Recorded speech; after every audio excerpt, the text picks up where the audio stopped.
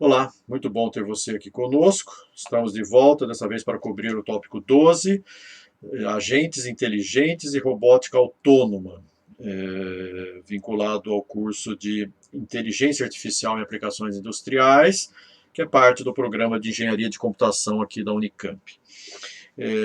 Vamos abordar, vamos dar uma ênfase especial aqui em robótica coletiva, e também robótica evolutiva, hibridizando assim assuntos que foram cobertos em outros tópicos do curso, ok? Então, após algumas considerações iniciais, vamos caracterizar o que seria um agente, o que seria um agente inteligente, falar de autonomia e navegação autônoma de robôs, né? Uma breve descrição de robótica baseada em comportamento. Aí entramos no tema de robótica evolutiva. Falaremos alguns trabalhos desenvolvidos no meu grupo de pesquisa, apenas para exemplificar, e apresentarei referências bibliográficas e indicações de leituras adicionais.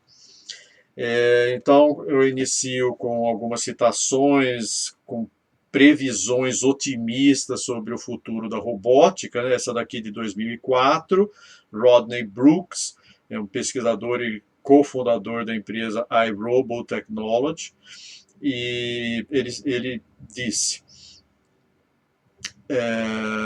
eu estou convencido que os robôs estão hoje onde os computadores estavam em 1978. E, de fato, só abrindo um parênteses aqui, houve uma revolução, né, a partir do momento que se começou a conceber os desktops e as pessoas passaram a ter computadores dentro de seus lares, né? E é isso que ele está mencionando aqui, a chegada da robótica no ambiente doméstico e também em muitas outras frentes, mas particularmente fazendo esse paralelo com o desktop e depois o notebook e hoje seria o smartphone, né? Então foi por volta daquele ano, 1978, que os computadores começaram a aparecer em nosso meio, do modo como os robôs estão surgindo agora. É claro, foram necessários ainda outros 15 anos até que os computadores realmente se difundissem nas nossas vidas, e aqui eu abro um outro parênteses para sempre mencionar o que eu venho evidenciando desde a minha primeira aula nesse curso, né? Graças ao fato da lei de Moore ter vigorado por décadas, né? É que o computador de uso pessoal passou a ditar grandes porções aí da vida das pessoas, influenciando na qualidade de vida, né? A nossa vida não seria como é hoje se não fosse a lei de Moore, ok? Eu penso que em 15 anos, portanto, seria mais ou menos na época de hoje, né, 2019, 2020, os robôs estarão em todos os lugares, assim como se dá atualmente com o e-mail e a internet. Okay? O e-mail e a internet continuam em boa forma, tá? A internet é a infraestrutura indispensável para tudo isso, e de fato a gente vai ler outras declarações a seguir, né? As pessoas nem percebem a presença dos robôs em suas vidas, até porque há uma associação de robôs com estruturas antropomórficas, e um robô pode viver apenas em mundos virtuais, ser apenas assim, há uma distinção, nós vamos fazer uma distinção de um programa de computador para um robô, mas dá para associar. Existem robôs hoje que são apenas programas de computadores com algumas habilidades especiais, tá? Mas é claro que também teremos os robôs domésticos para auxiliar tanto em questões de culinária, de limpeza, de segurança, tá? E de entretenimento também, além de muitas outras funções imagináveis, ok? Mas agora Bill Gates também fazendo algumas predições em 2006. Né? O estágio atual da área de robótica se assemelha muito àquele em que se encontravam os computadores 30 anos atrás. Pode-se dizer que os braços robóticos industriais são hoje os robôs mais comuns, assim como os mainframes eram os computadores em destaque naquela época.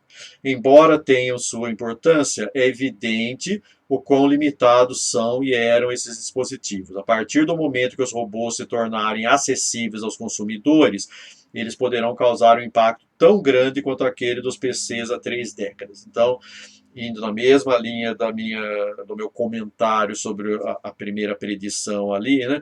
Os smartphones hoje são basicamente extensões do nosso cérebro, porque nos conectam a outros cérebros e a máquinas, tá?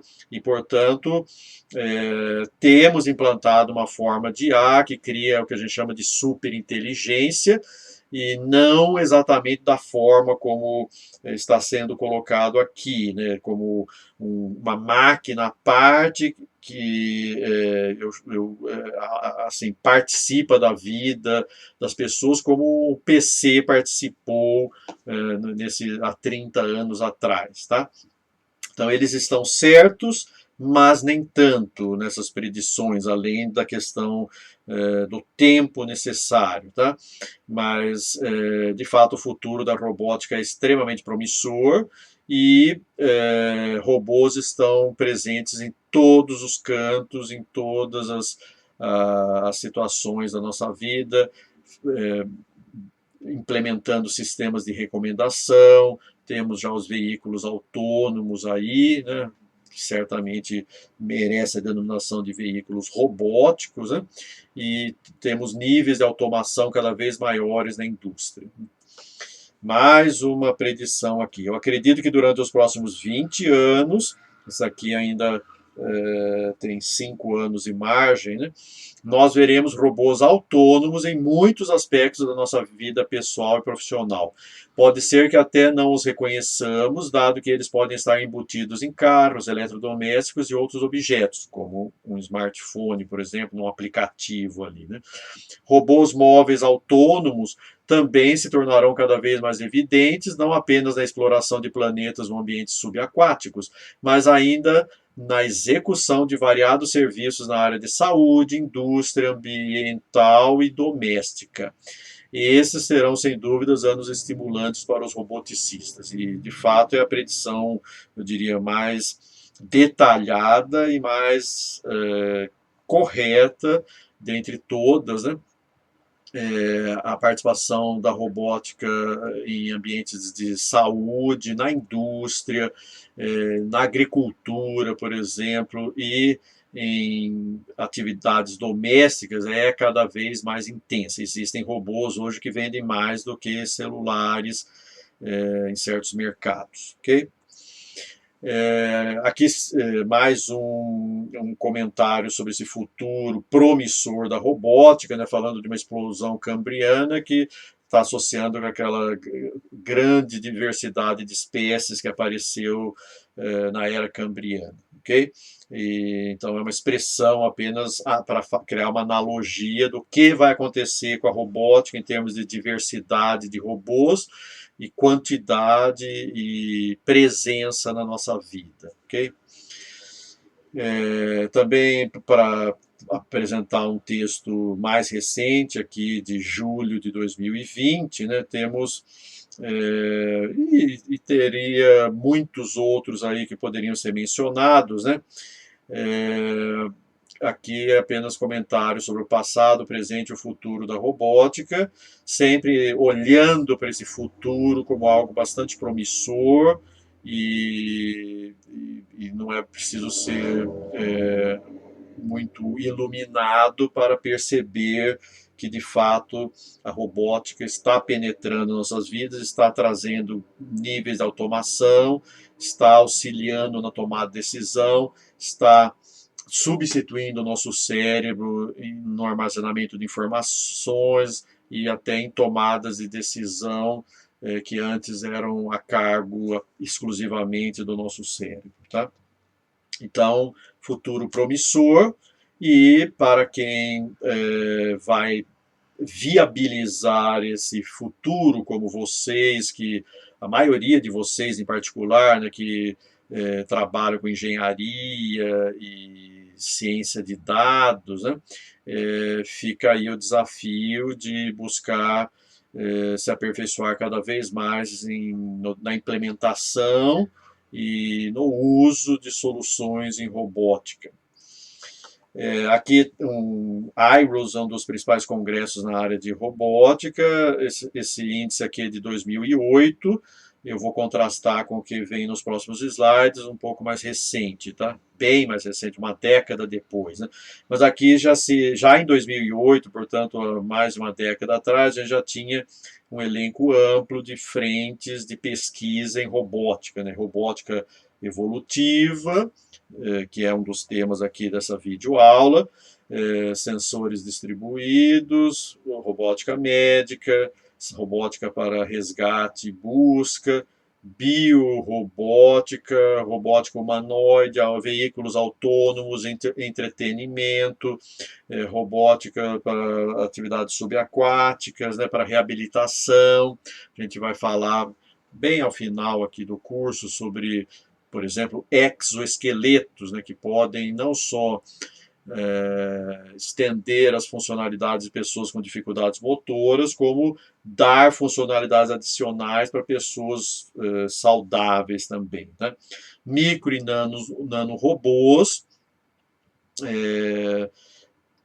e robótica de serviço. Então, eram frentes importantes nesse congresso, e agora, em 2017, o número de frentes se estendeu bastante, incluindo essas do slide anterior, né?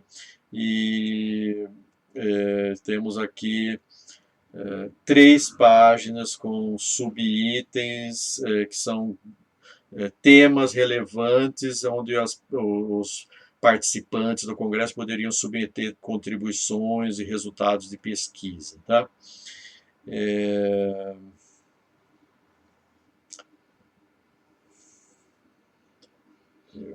Deixa eu ver se tem algum destaque aqui nesses itens. Depois, qualquer coisa, vocês parem o vídeo ou recorram ao PDF nas notas de aula para dar uma olhada melhor nesse índice de temas em robótica. Então, é uma área muito estudada já, com uma literatura ampla, né, e muitas frentes de pesquisa, tanto em hardware quanto em software. Sem dúvida, uma área multidisciplinar e com um mercado extremamente promissor. Né? Então, um robô, antes de tudo, é um agente, né? E a gente vai atrás aqui de agentes inteligentes. Então, vamos primeiro caracterizar o que seria um agente. Então, a teoria de agentes será vista aqui como estudo de métodos, modelos e ferramentas que suportem o tratamento conjunto de controle e informação na implementação de sistemas autônomos dotados de comportamento inteligente. Então, eu não quero qualquer agente, eu quero um agente autônomo, eu quero um agente inteligente. Né? E quando eu falo o tratamento conjunto de controle e informação, estou falando de organismos cibernéticos, né? Segundo a definição de Wiener, lá de 1948. A partir dos anos 80, se pôde dispor de grande poder de memória e processamento a baixo custo, vide a contribuição da lei de Moore, né? Condição necessária para a efetivação da pesquisa envolvendo agentes computacionais. Qual a diferença entre um agente e um programa? Já cheguei a necessitar desse conceito há poucos comentários atrás, né, poucos minutos atrás. Então, segundo Russell e Norvig, a definição de agente seria qualquer entidade capaz de perceber o mundo exterior através de sensores e agir nesse mundo empregando atuadores. Então, a definição está um pouco simples demais, e daria, sob essa perspectiva, né, qualquer programa computacional seria então um agente, sempre que se considerar que receber entrada e produzir saída são ações associadas a sensoriar o meio e atuar no meio. Tá? Então a gente precisa ir um pouco mais a fundo. É necessário ir além e considerar que o termo agente é empregado junto a dois conceitos ortogonais: a habilidade do agente em executar ações autônomas e a habilidade do agente em executar raciocínio orientado a domínio, portanto, raciocínio inteligente, né? Então, vamos a uma definição de agente autônomo, embora circular aqui por usar o conceito de autonomia na própria definição. Então, vamos lá. Agentes autônomos são sistemas computacionais que habitam algum ambiente complexo e dinâmico e são capazes de sensoriar e atuar autonomamente nesse ambiente, e a gente vai definir o que é autonomamente a seguir, visando a execução de tarefas para as quais eles foram projetados. Torna-se fundamental, então, o conceito de agir autonomamente, buscando atender objetivos, né? Nesse sentido, nós, seres humanos saudáveis, também somos agentes autônomos, né? Definição de agente voltada para sustentar que um agente pode ser um programa, mas nem todo programa pode ser um agente. Vamos lá. Um agente autônomo é um sistema situado em uma porção do ambiente, capaz de sensoriar e agir nele ao longo do tempo, em busca do atendimento de objetivos que implica na alteração do que o agente vai sensoriar no futuro. Então, eu preciso ter um modelo de mundo e ter a capacidade de atuar no mundo segundo regras existentes, de modo a maximizar o atendimento de objetivos que eu tenho. Tá? Pesquisadores envolvidos no estudo e desenvolvimento da teoria de agentes têm oferecido uma variedade de definições, cada um procurando explicar a razão pela qual usou a palavra agente. Então, propriedades básicas que geralmente são atribuídas a agentes: benevolência. Os agentes não possuem conflitos de objetivos, fazendo o que for solicitado e buscando a cooperação. Racionalidade. Um agente sempre tenta alcançar seus objetivos, procurando realizar a melhor ação a todo momento, né? Aprendizado e adaptabilidade, ou adaptabilidade. Então, um agente deve estar apto a aprender e a se ajustar a mudanças no ambiente. Colaboração. Um agente, para alcançar seus objetivos, pode compartilhar esforços e se beneficiar do estabelecimento de comunicação com outros agentes. Eu vou destacar em outros momentos aqui da videoaula, mas é um momento propício aqui de mencionar que, no caso de agentes computacionais, né, é possível que qualquer agente leia o cérebro de qualquer outro agente, coisa que o ser humano não tem acesso, né, ao cérebro de outro ser humano, ok? Então, essa colaboração pode se dar num nível inatingível por seres humanos. Competição. Um agente pode competir com outros agentes por recursos computacionais, caso eles sejam limitados, e também por informações associadas às características do ambiente, né? E pode haver aí um processo de auto-organização também. A gente vai falar de robótica coletiva em breve. Bom, os tipos de agentes inteligentes que normalmente a literatura contempla são agentes reativos ou reflexivos. A ação é uma função direta das entradas dos sensores. O mapeamento, percepção, ação pode ser qualquer, por exemplo, conjunto de regras, redes neurais. Então, quem faz o mapeamento de entrada-saída pode ser um sistema baseado em regras, pode ser uma rede neural ou outros modelos que implementam mapeamentos de entrada-saída. Tá? Agentes não reativos ou deliberativos são aqueles em que a ação não é função apenas das entradas, portanto, não é uma ação reflexiva ou reativa, mas também do histórico de entradas. Logo, considera-se que um agente não reativo tem algum tipo de estado interno que interfere no seu comportamento. Tá? Agentes comportamentais. A ação é um processo independente, controlado pela percepção, possui um conjunto pré-definido de comportamentos que são selecionados dependendo da percepção. Podem apresentar comportamento sofisticado, mas com limites em sua aplicabilidade. Então, se há um conjunto pré-definido de comportamentos, o desafio é escolher adequadamente qual comportamento adotar em cada situação. Tá? e não há garantias de que o elenco de comportamentos disponível possa atender às demandas que surgirem durante a operação do sistema. Tá? Agentes planejadores possuem o modelo do mundo, o modelo de geração de comportamento e o modelo de geração de planos. Para avaliar os planos gerados pelo gerador de planos, o agente possui uma medida de utilidade que fornece uma nota para o plano especificado, além de dizer se o objetivo está sendo cumprido. Tá? Então, a gente já falou de função de utilidade lá em teoria de jogos, e volta a mencionar aqui de forma genérica, mas de fato, aquilo está que é valioso para o agente, que tem a ver com seus objetivos, tem que ser expresso matematicamente, e a forma de fazer isso é através de alguma função de utilidade. Né? Ainda seguindo, né, existem os agentes emocionais, então eu levo em consideração também algumas variáveis que podem estar associadas com emoções, né? Eu não vou conseguir entrar em muitos detalhes, mas existem algumas contribuições diferenciadas ao levar em conta aspectos emocionais para o agente, nem que seja de uma forma artificial, tá? Agentes comunicativos possuem um canal de comunicação direta entre os agentes, como eu já falei, né, em termos de robôs que são implementados por máquinas, muito possivelmente através da computação digital, né?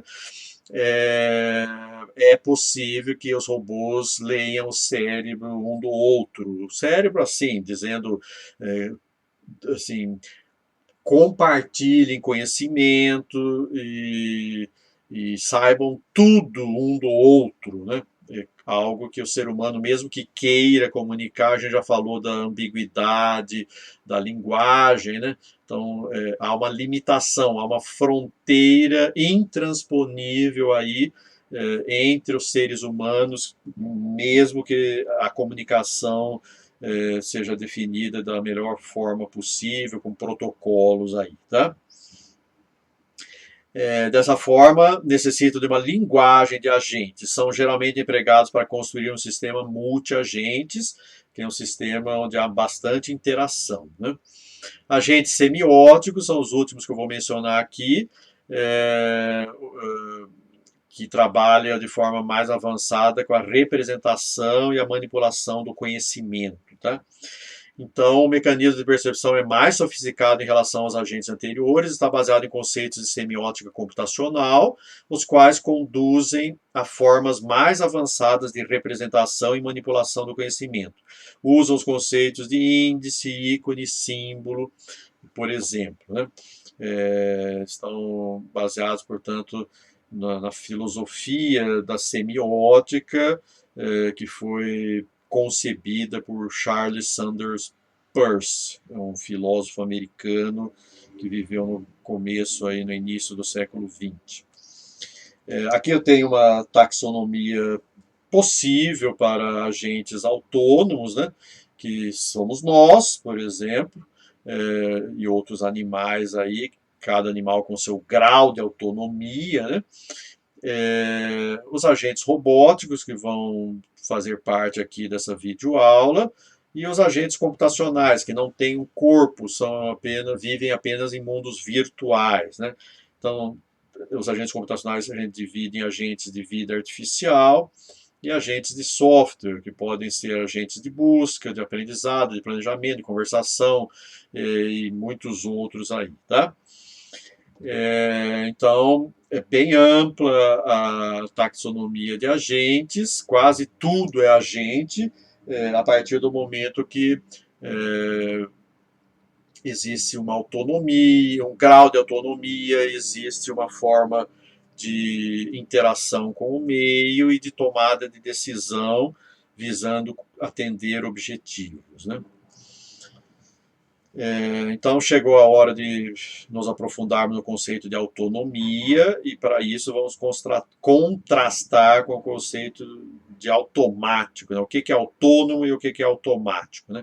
Então, o conceito de autonomia envolve a capacidade de um indivíduo em tomar suas próprias decisões com base em sua razão individual, sem interferência externa, por exemplo. Então, ser automático é ser capaz de operar em um ambiente, percebê-lo e impactá-lo visando o cumprimento de tarefas definidas previamente, né?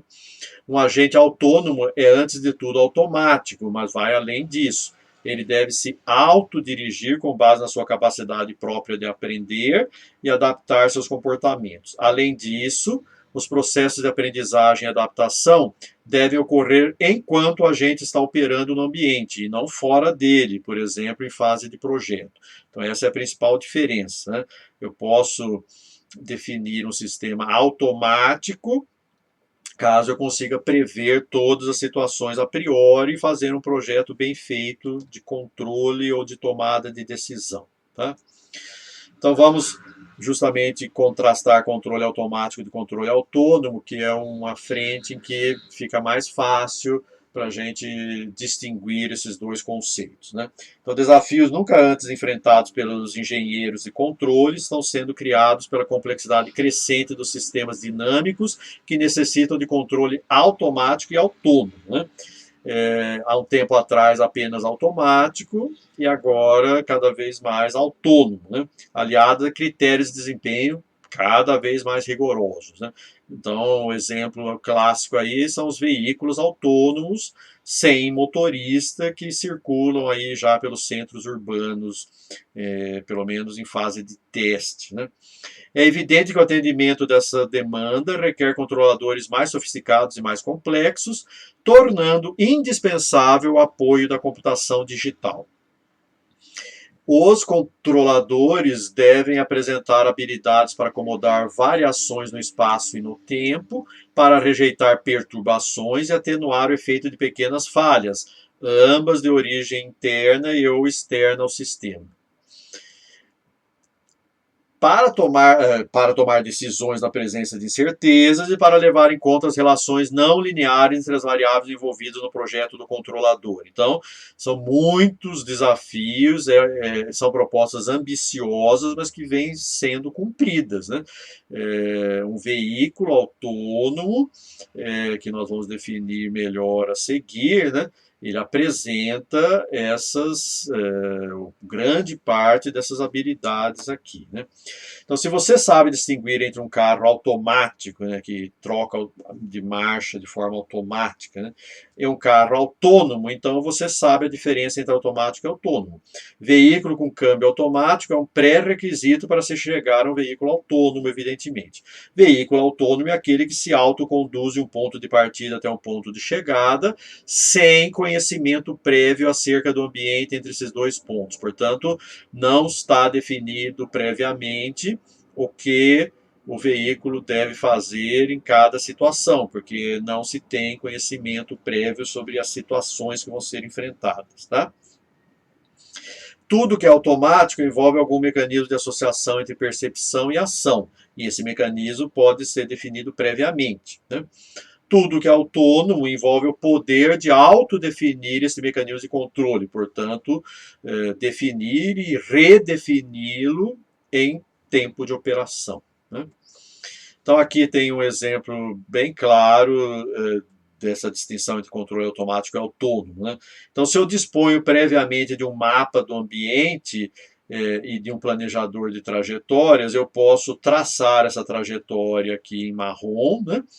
E desenvolver um sistema de controle automático para seguir essa trajetória previamente concebida. Né?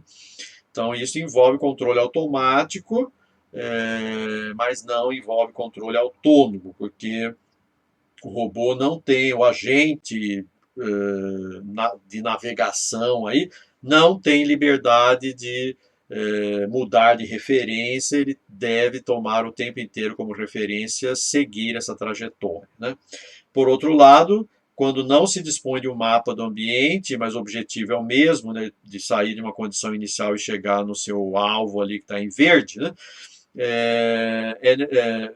o agente tem que ser capaz de sensoriar o ambiente no entorno do veículo e, com base nas informações locais recebidas, tomar decisões, né?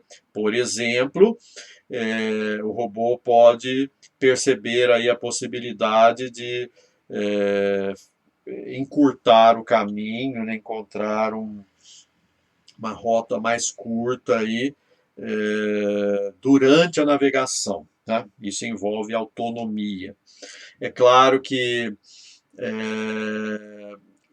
o fato de um agente ser autônomo não significa que ele vai acertar ou tomar as decisões mais indicadas em cada caso. Tá? Mas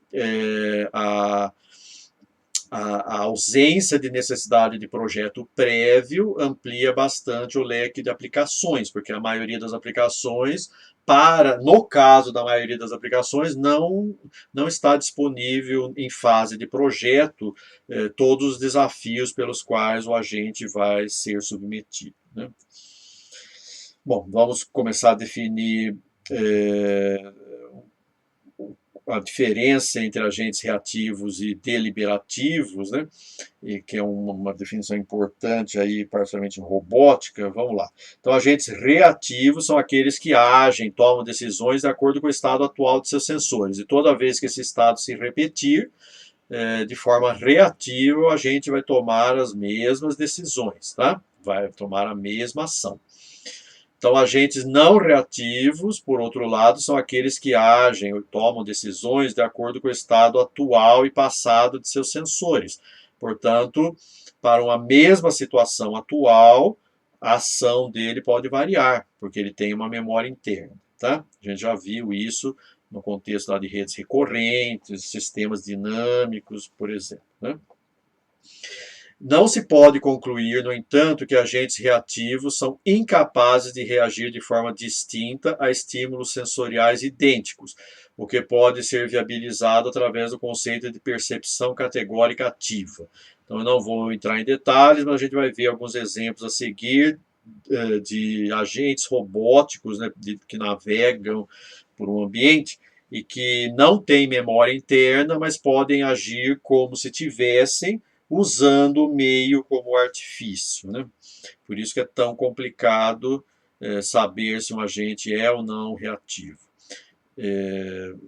Então, a gente vai ver aqui dois cenários. O primeiro, que não requer nenhum tipo de deliberação, simplesmente você reage ao que os sensores se informam no momento e pode navegar sem colisão. Vocês estão vendo aí na primeira linha, né, uma trajetória que o robô tem que chegar no alvo em amarelo e no outro uma trajetória fechada em que o robô tem que navegar sem colisão. Então, bastam comportamentos reativos nesses dois casos.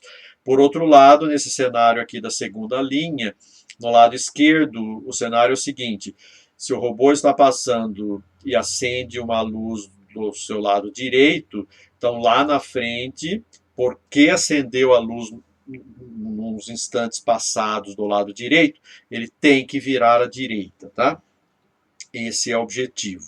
E o outro caso aqui é um cenário de navegação com armadilha ou mínimos locais, né, onde você tem que capturar alvo dentro desse U, né, o robô, o navegador autônomo tem que fazer essa captura, e os próximos alvos, como vocês estão vendo aí na sequência, né, 1, 2, 3, 4, né, os alvos vão aparecendo em sequência conforme o anterior já foi capturado. Então, sempre é necessário entrar nessa armadilha e sair dela, né? Então, por algum tempo, o robô tem que se afastar do seu objetivo. Por exemplo, quando ele acabou de capturar o alvo 1, surge o alvo 2, e para chegar no alvo 2, inicialmente o robô tem que se afastar dele para poder escapar da armadilha. Né? Então, não dá para resolver esse problema apenas com comportamento reativo, a não ser que, como eu falei, se usem alguns recursos que eu vou ilustrar aqui apenas com esse cenário da esquerda. Né? Então, como que o robô, mesmo não tendo memória, poderia se lembrar lá na frente para que ele tem que virar à direita se acendeu a luz à direita. Né? Então, uma estratégia que ele pode adotar usando o ambiente é navegar equidistante das duas paredes, e quando acender a luz, seja à esquerda ou à direita, ele se deslocar imediatamente na direção, né, se aproximar mais da parede onde acendeu a luz, e com isso, mantendo essa proximidade da parede em que acendeu a luz, chegando na curva lá em cima, ele não vai se lembrar, por não ter memória, né, ele não vai se lembrar em que lado a luz acendeu, mas ele vai usar uma regra de virar na direção da parede mais próxima, e portanto ele usou a proximidade da parede como memória, tá?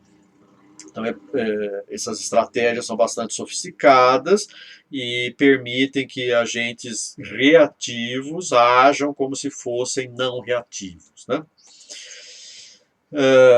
É o exemplo que está ilustrado aqui, é o mesmo caso do slide anterior, mas agora com mais detalhes. A luz pode acender à esquerda ou à direita, e se acendeu à direita, o robô tem que virar à direita, se acendeu à esquerda, ele tem que virar à esquerda. Então, de novo, sem dúvida, é um cenário criado para manifestação de comportamento não reativo, mas que pode ser resolvido por um robô que apresenta comportamento reativo da forma como eu descrevi, certo? Bom, o que é um sistema multiagentes? Acho que já está bem claro na própria denominação, né? É aquele em que múltiplos agentes coexistem e interagem em um ambiente.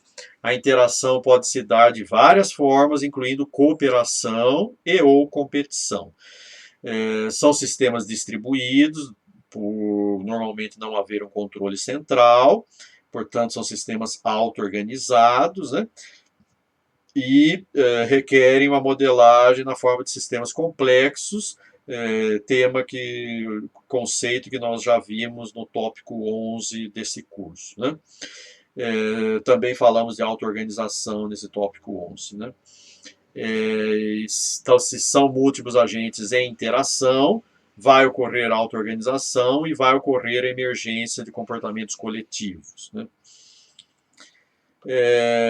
Cabe aqui, falando de sistemas multiagentes, né, cabe mencionar essa contribuição histórica de Selfrid, de 1958, que é o sistema Pandemônio, né? Ele trabalhou com o princípio de dividir para conquistar, são utilizados neuroagentes, todos os agentes processam o mesmo sinal, cada um proporciona uma resposta diferente, e cada agente dispõe de técnicas de modelagem pouco diferenciadas. Então há uma proximidade muito grande com o que a gente chama hoje de comitê de máquinas, né? E, enfim, o procedimento de aprendizagem utilizado é gradiente descendente para adaptar os pesos que determinam os coeficientes dos filtros. E existe um agente decisor, ou seja, se cada agente individual ali, cada neuroagente, né, toma uma decisão, então cabe a um agente decisor indicar qual das decisões tomadas é a mais recomendada ali para garantir alta performance para o sistema como um todo.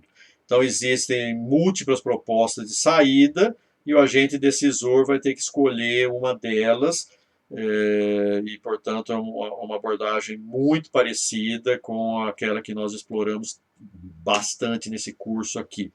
Abordagem de comitê de máquinas, ensemble e também mistura de especialistas foi devidamente apresentada, tá? Então fica aqui o registro histórico, e não é surpreendente que já em 1958 esses conceitos apareciam, tá?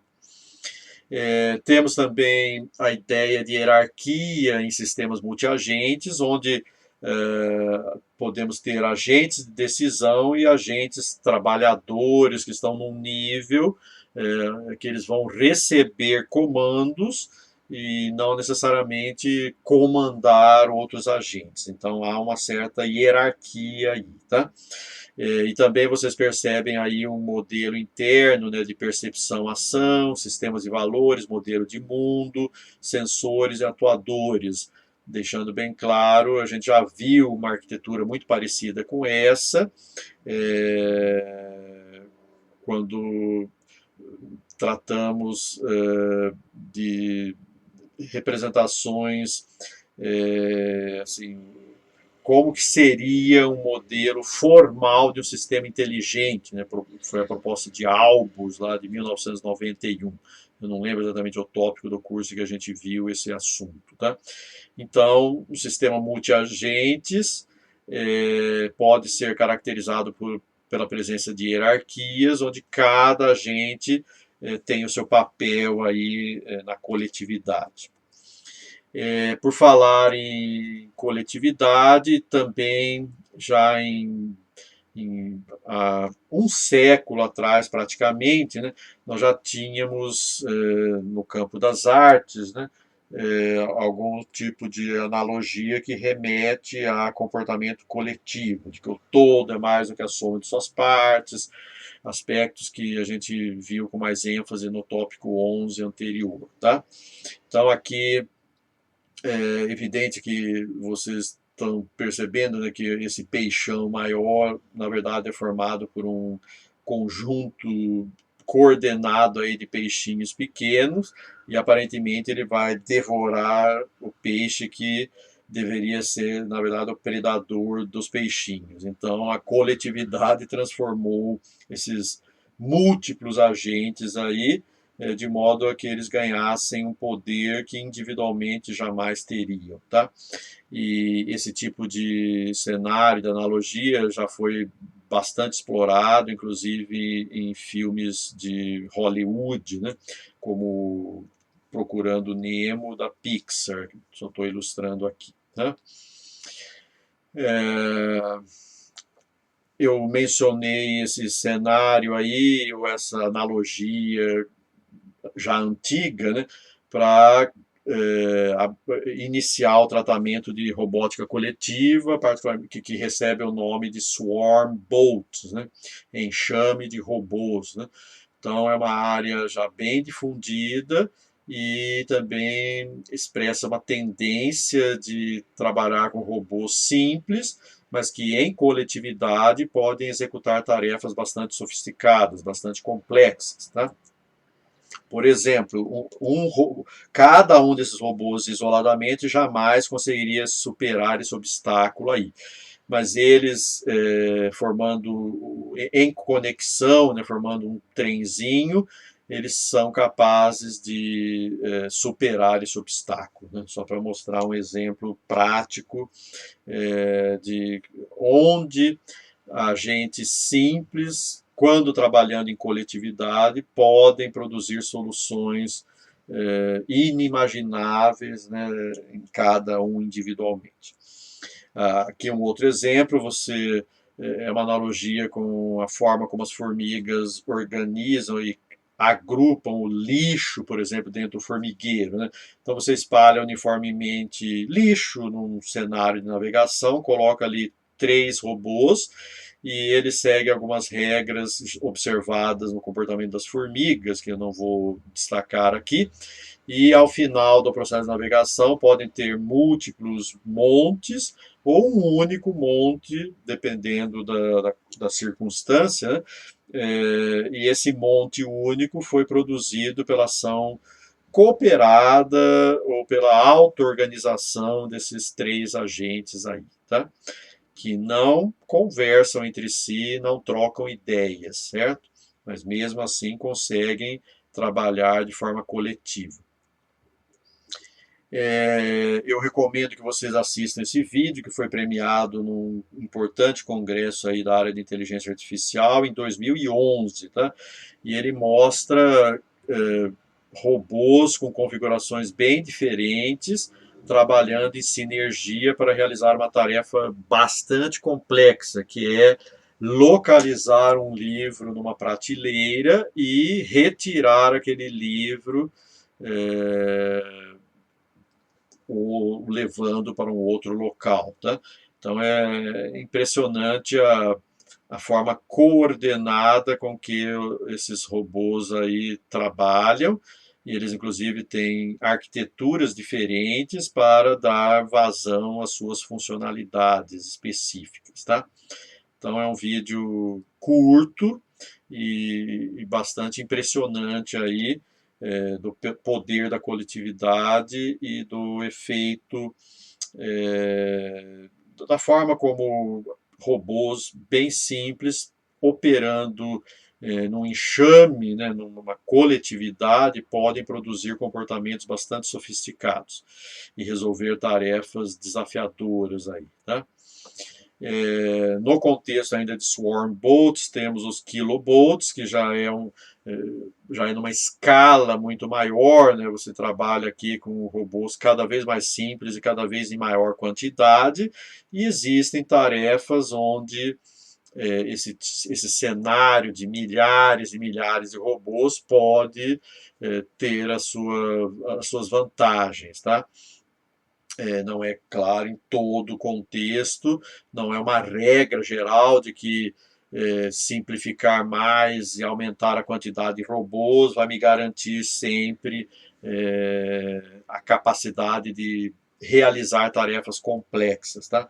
Mas enfim, existem cenários onde essa escala de kilovolts, né, se mostra válida e com resultados que seriam muito difíceis de serem conquistados com um único robô muito elaborado, muito sofisticado, por exemplo. Eu gostaria de destacar aqui um filme, já não é de Hollywood, mas lá da Índia, né? Chama Bollywood, algo assim, né?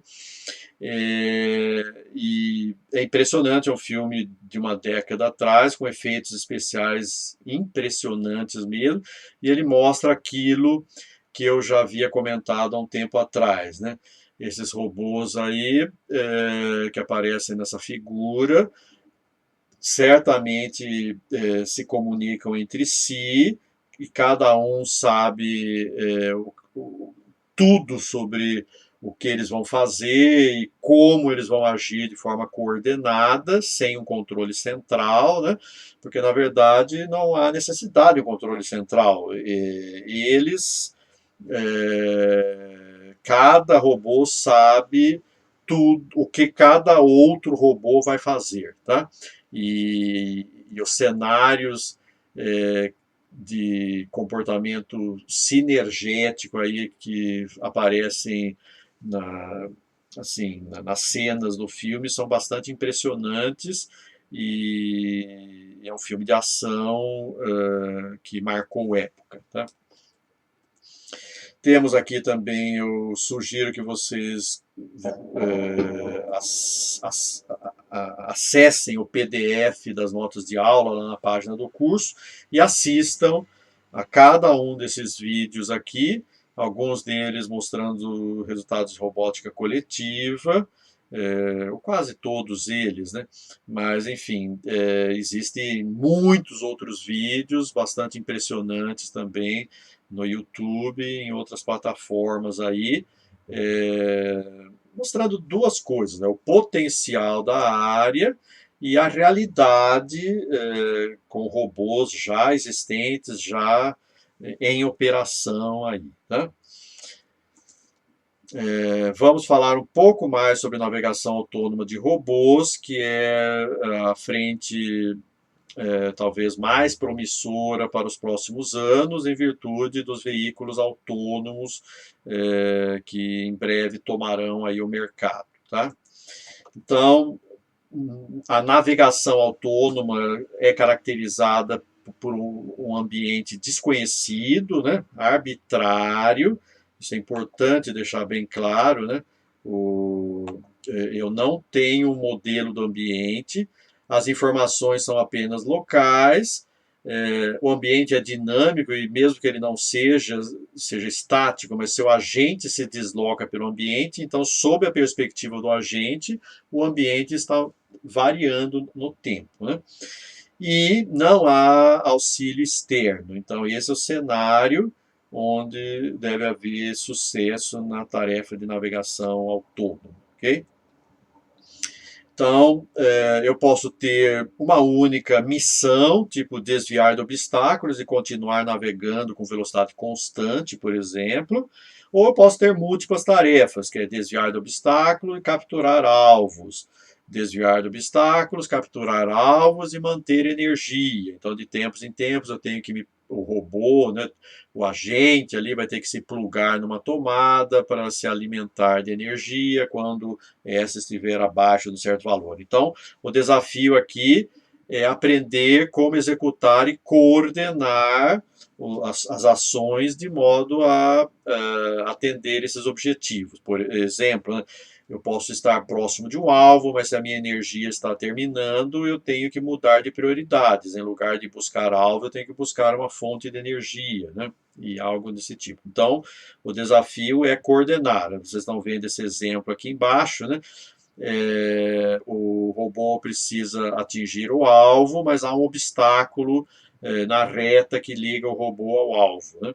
Então, o robô tem que trabalhar, coordenar suas ações de modo a não priorizar a busca pelo alvo o tempo inteiro, porque se ele fizer isso, ele vai colidir com esse obstáculo. Então, ele vai ter que dar prioridade para desvio de obstáculos, para depois refazer essa hierarquia de prioridades aí e voltar a priorizar a busca de alvo, ok?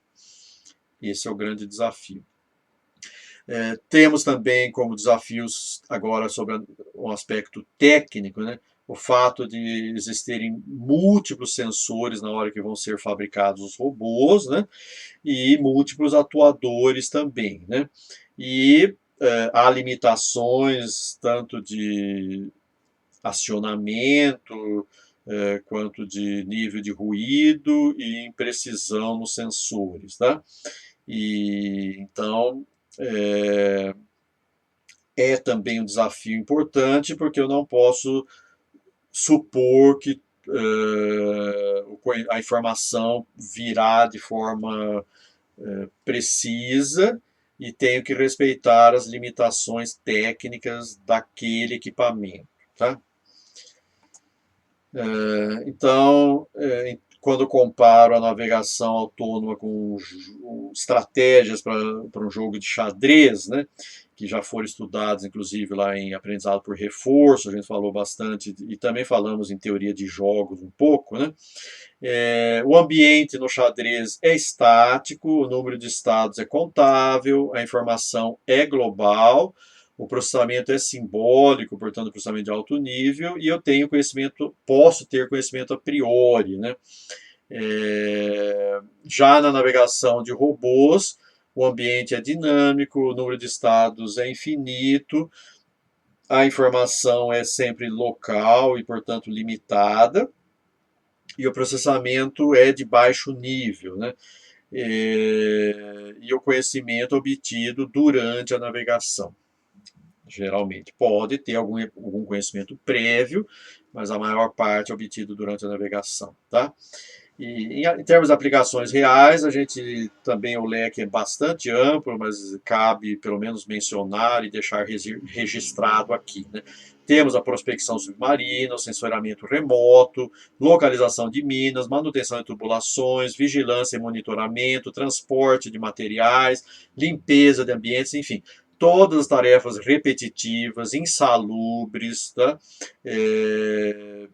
Que envolvam risco, né? E que não admitam assim um operador sujeito a falhas, né?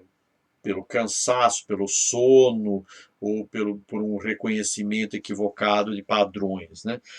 Como eu já falei, os sensores e atuadores de um robô não são totalmente precisos, mas são máquinas e, portanto, o nível de falhas e a possibilidade de impor níveis de redundância aqui, né, permite que as operações sejam praticamente imunes a falhas, né, dentro da capacidade de cada robô.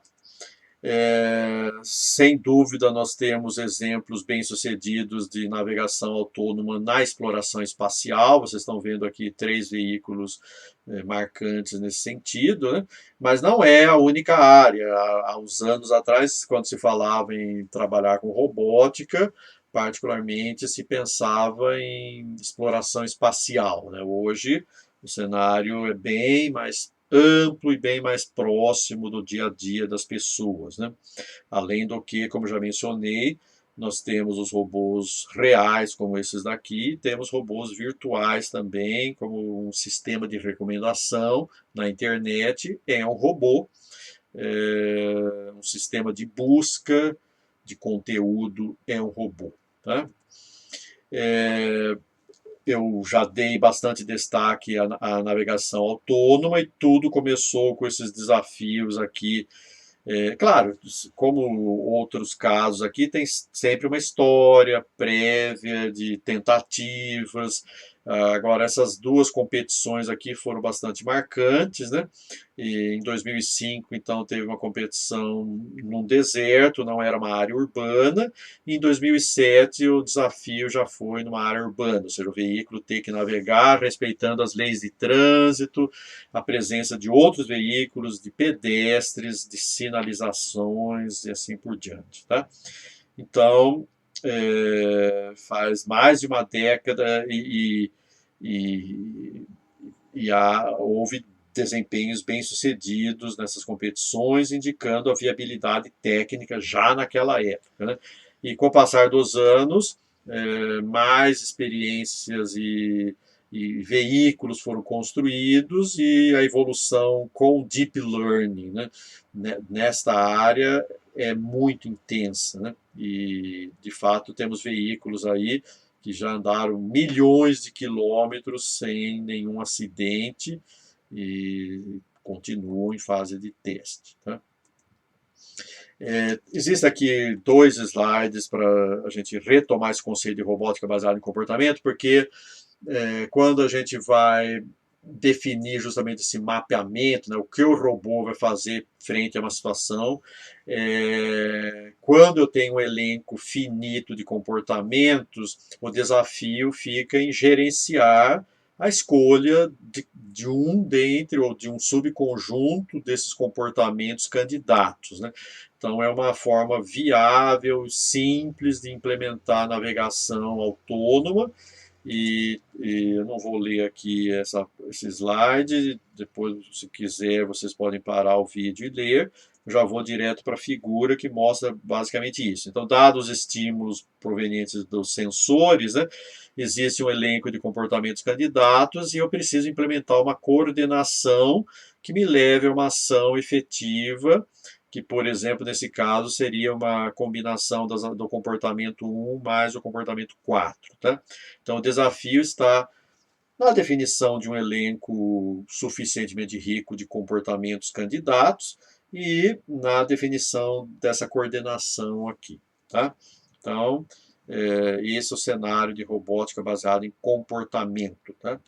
E claro que a gente iria dar uma ênfase especial aqui na robótica evolutiva, pelo vínculo que tem com um tópico coberto nesse curso, já coberto, que é o tópico 2, né? E, portanto, de pleno domínio dos alunos que estão cursando essa disciplina. Tá? E mais, outra motivação para se dar tanta ênfase em robótica coletiva é que robótica evolutiva, digo, é que eu posso evoluir não apenas o cérebro do robô, mas também a forma do robô, né, o seu hardware também, tá? Isso já foi feito com sucesso. Então, a robótica evolutiva é uma metodologia que usa a computação evolutiva para desenvolver robôs autônomos E a partir de populações aleatórias de candidatos, então, que forma uma geração, né, repetidas modificações são realizadas de acordo com uma função de avaliação, até que ao menos um dos novos indivíduos satisfaça requisitos mínimos. Então, eu vou evoluindo uma população de soluções candidatas, avaliando os robôs e os seus cérebros em cenários de navegação, sejam eles reais ou virtuais, e com base no valor de fitness desses indivíduos após esse processo de avaliação, né, que pode envolver vários experimentos de navegação, por exemplo, em cenários desafiadores, né, eu gero a partir de operadores genéticos, a próxima geração de robôs candidatos ou de cérebros candidatos, né? Então, a robótica evolutiva pode se ocupar, como já mencionei, com o desenvolvimento de hardware e ou software, ou seja, pode-se evoluir robôs em sua morfologia e ou controladores autônomos, que eu estou chamando aqui de cérebro dos robôs, né? Então, eu preciso especificar os requisitos do problema, o que eu quero, de forma matemática, na função de fitness, né? Eu preciso representar candidatos à solução, usando codificação binária, inteira, em pontos flutuantes, né? Eu preciso avaliar o desempenho das soluções candidatas, e eu preciso de operadores evolutivos para manipular os códigos genéticos dessas soluções candidatas de modo a produzir a população na próxima geração. Tá? Então aqui está um fluxograma um pouco mais palpável para a audiência, né? Então eu tenho na geração 1, eu avalio os indivíduos, aplico o processo de seleção dos mais aptos, né? Aplico operadores evolutivos, tenho uma nova geração, e se eu ainda não cheguei numa solução, eu retorno nesse fluxo até encontrar uma solução para o problema, né? Então eu tenho que me preocupar com o genótipo, né, como representar soluções candidatas, com o fenótipo, que é a interpretação do genótipo, e com a evolução em si, com a avaliação dos indivíduos, né, num ambiente de teste, e que vai me levando de geração em geração pela aplicação dos operadores genéticos. Tá? Professor, me dá uma ideia de genótipo e de fenótipo? Vamos lá. Então, se eu estiver evoluindo apenas o cérebro do robô, esse cérebro do robô pode ser uma rede neural. E como eu não tenho como aplicar gradiente descendente aqui, os pesos dessa rede neural podem representar esse genótipo que vocês estão vendo aqui. Então, esse genótipo seria um vetor com os pesos da rede neural. Vocês concordam comigo que para cada proposta de pesos da rede neural, o robô vai ter um comportamento de navegação. Alguns vão ser sofríveis e outros vão ser menos sofríveis nas gerações iniciais. E com base na sobrevivência dos mais aptos, na maior chance das soluções mais aptas gerarem descendentes, ao longo das gerações espera-se que o fitness vá subindo, né? Então, nesse cenário que eu estou evoluindo apenas o cérebro do robô, que é uma rede neural artificial, né, o genótipo seriam os pesos de conexão sináptica. Tá? Num cenário que eu estou evoluindo o cérebro e o hardware, né? Então eu teria um genótipo mais sofisticado que também me instruiria de como montar o corpo do robô, por exemplo, né? E não apenas o seu cérebro, certo? Então aqui eu mostro esse loop do código para o fenótipo, que seria a rede neural, nesse exemplo, né? E para a navegação, de modo que eu possa avaliar o indivíduo, fazer seleção, crossover, mutação e obter a nova população, né? A avaliação pode ser feita em ambiente virtual ou em ambiente real. Tá? Então, vocês estão vendo aqui uma possível curva de fitness ao longo das gerações, né? Mostrando um ganho de desempenho continuado, uma tendência de ganho de desempenho ao longo do processo de navegação. Né? Então, o tempo que leva de uma geração a outra depende de quanto é o custo de tempo e outros aspectos aí dos experimentos que me levam a avaliar um robô, né? Então eu preciso de um certo tempo para ter uma confiabilidade na nota que eu vou dar para aquele robô em termos da sua capacidade de navegar autonomamente. É, e é muito conhecido na literatura o conceito de inteligência corporificada, que é o estudo de comportamento inteligente de fato num corpo.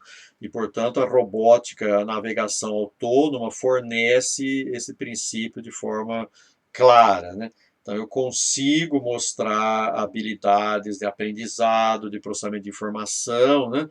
De tomada de decisão, de reconhecimento de padrões, etc., quando eu implemento esses comportamentos num agente físico mesmo. Tá? Essa é a ideia aqui. Agora, eu posso simular o ambiente de navegação ou eu posso utilizar um ambiente de navegação real. Tudo vai depender da disponibilidade de simuladores competentes, da dificuldade de usar robôs reais para realizar essa tarefa, né? E também assim, da dificuldade que existe entre o cenário simulado e a realidade, né? Lembrando que os sensores podem ter imprecisões e se eu não modelar adequadamente esses aspectos, na hora de transferir um controlador, por exemplo, muito bem sucedido em um ambiente simulado, transferir para o mundo real, né, a degradação pode ser muito elevada por eu não ter previsto certas imprecisões de sensores e atuadores, já que o mundo simulado era ideal, por exemplo. Tá? Então, há vantagens e há desvantagens no uso de simulação e de ambientes virtuais aí na evolução do robô, corpo e cérebro ou apenas cérebro. Tá? Aqui eu estou dando esse exemplo de evolução de criaturas no trabalho de Core Sims, trabalho dos anos 90, se eu não me engano, né? Existe um vídeo muito impressionante aí, eu estou tomando apenas uma imagem aí de um robô, né, um organismo robótico saltador, né? Então, quanto mais alto o robô saltar, maior é o seu fitness. Então, vocês estão vendo aí que esse robô é composto por 5 módulos articulados e existem 4 articulações comandadas aí. Então, o robô tem que sincronizar essas 4 articulações de modo a saltar, tá? E, então, tudo isso é evoluído. O corpo do robô e o tipo de atuação que vai ocorrer em cada junta desse corpo do robô. Tá? Então, após algumas gerações, esse vídeo aí vai mostrar robôs com comportamentos bastante interessantes, originais, estranhos, né? Previsíveis, e que emergiram de um processo evolutivo de avaliação e de sobrevivência do mais apto. Ok?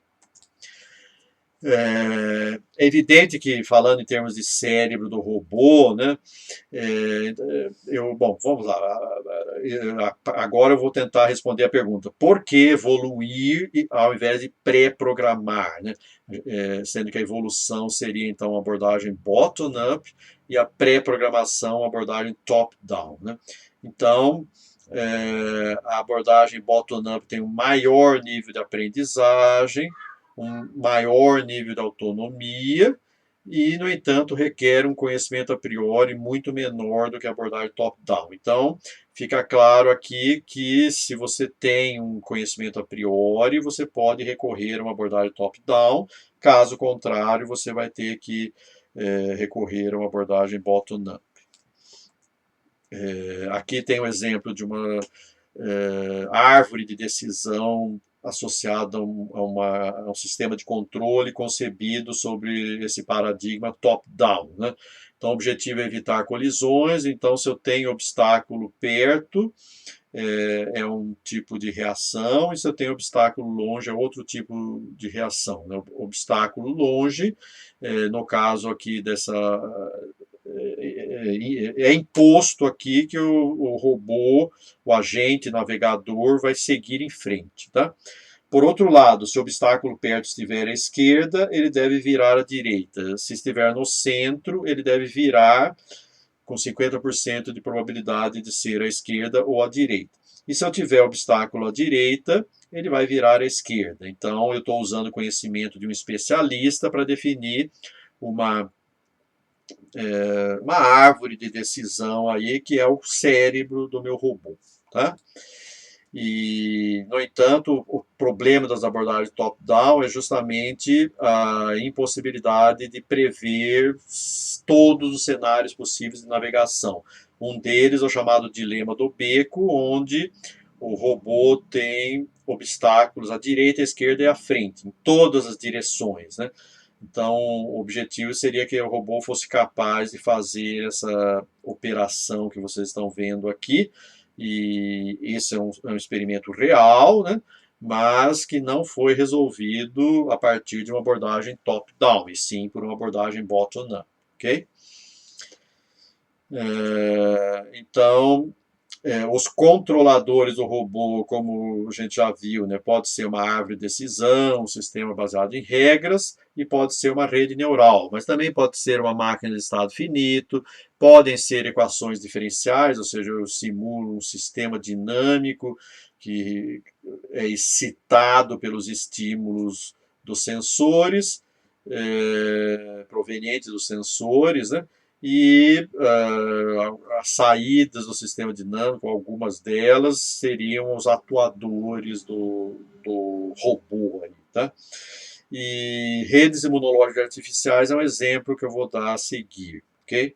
Então tem várias possibilidades de implementar o cérebro do robô, e basicamente vai ser um mapeamento de entrada e saída, com dinâmica interna ou não, tá?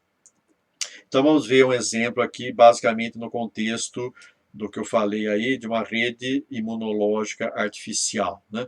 Então a ideia aqui é que esses pontos em azul são regras, condição, ação, e as conexões entre as regras indicam a interferência que uma regra exerce sobre a outra, ou suprimindo ou estimulando, como a gente viu no tópico 4 do curso, quando a gente tratou do conceito de redes imunológicas, né?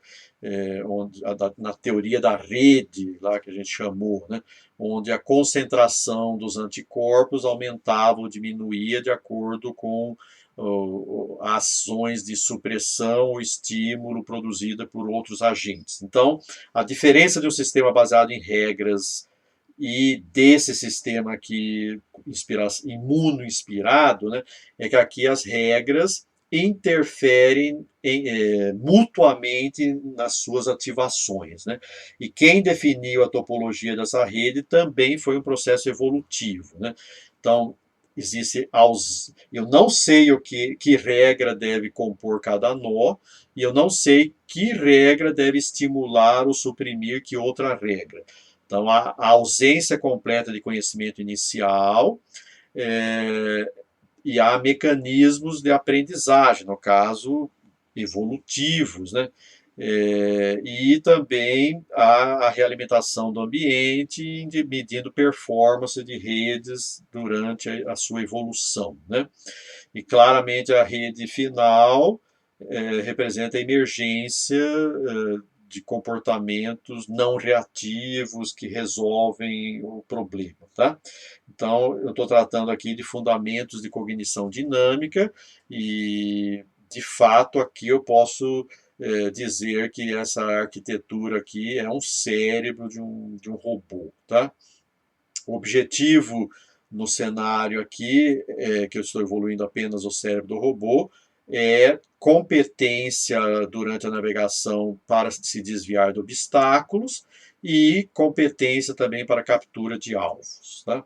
Então, eu já mostrei esse cenário aqui para vocês. Não vou rodar o vídeo aqui, ele é bem rápido, mas eu convido vocês a irem para a página do curso e lá vocês vão encontrar um arquivo zip contendo esses vídeos aqui. Basicamente, o robô tem que capturar alvos na sequência, né? Então, já falei sobre isso lá atrás, quando eu estava falando de comportamento não reativo, né?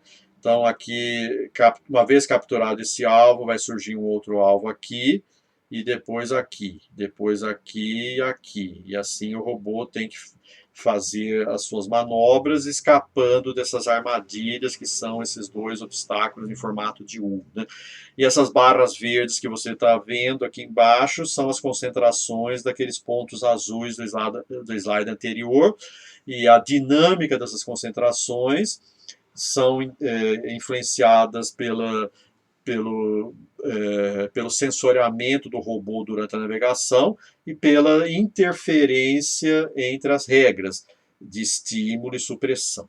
Ok? Então é muito bonito ver esse vídeo, porque vocês vão ver um cérebro em operação, um cérebro evoluído, né? Um sistema cognitivo dinâmico evoluído por técnicas heurísticas, né? Vistas todas lá no tópico 4 desse curso, né?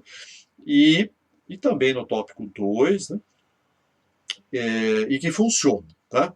Ao final, aqui vocês estão vendo a rede numa visão com ênfase nos nós, mas eu posso apresentar essa rede de um modo um pouco mais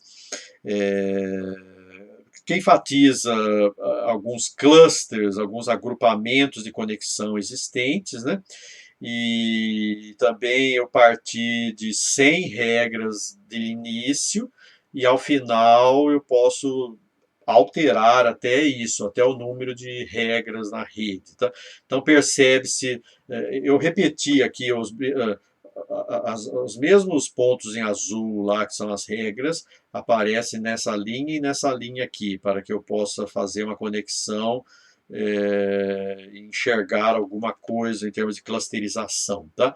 Então fica bem claro que algumas regras foram canceladas, foram extintas, né?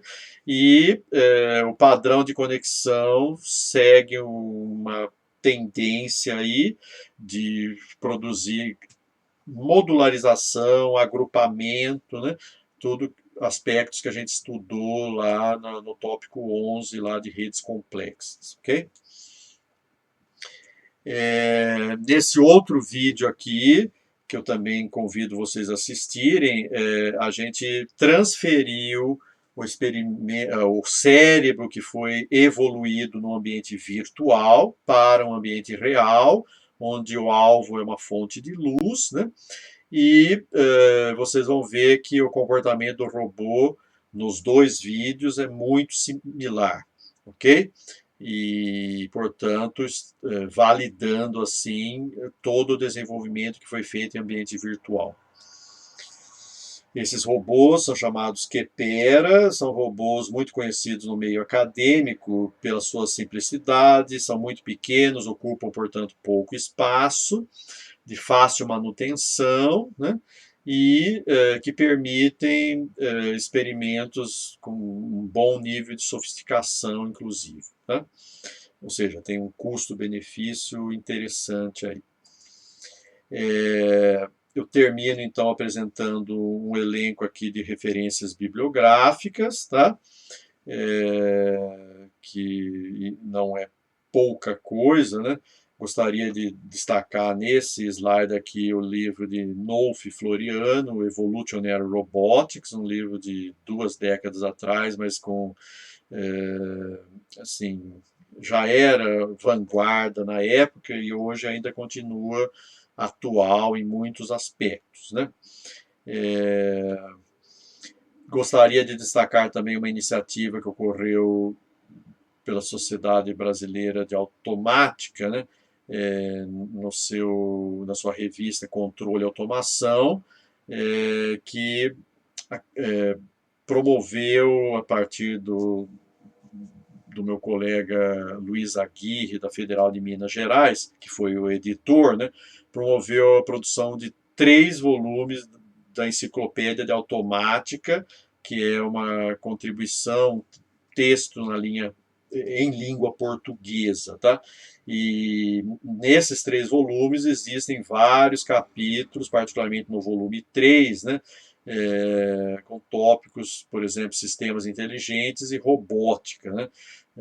Que tem bastante vínculo com o conteúdo dessa videoaula, né? Então, cabe um destaque aqui, uma bibliografia nacional. Em termos de leituras adicionais, eu destacaria a questão de robôs autônomos nessas 2 referências aqui, né? E em termos de tendências tecnológicas, esse slide ele é muito provocativo, né? Ele fala justamente desses progressos na linha de veículos autônomos, né? Exoesqueletos, que de fato tem um potencial muito grande de melhorar a qualidade de vida, seja de pessoas com dificuldades motoras ou de pessoas plenamente saudáveis, mas que têm que, por exemplo, executar tarefas, carregar muito peso, e o exoesqueleto pode aliviar a estrutura, a coluna, por exemplo, e os músculos dessa pessoa, né? Há um site aí interessante falando de Everyday Robotics, né, robótica do dia a dia, uma associação de impressoras 3D com robótica que vincula a produção de assim, morfologia do robô a partir de uma impressora 3D, de modo que ele tenha funcionalidades as mais variadas, né? E eu termino aqui comentando também sobre pesquisas que já existem na linha de matéria inteligente, né? No sentido de que a gente pode levar esse nível de coletividade, né, no nível da matéria, de modo que a própria matéria pode se auto-organizar para desempenhar funções adaptáveis de acordo com a necessidade, tá?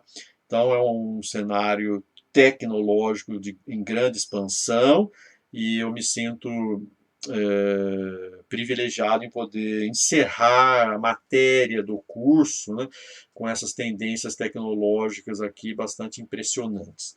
Então, eu gostaria de agradecer, antes de encerrar, né, agradecer a todos os pesquisadores vinculados e que já tiveram vínculo com o meu laboratório.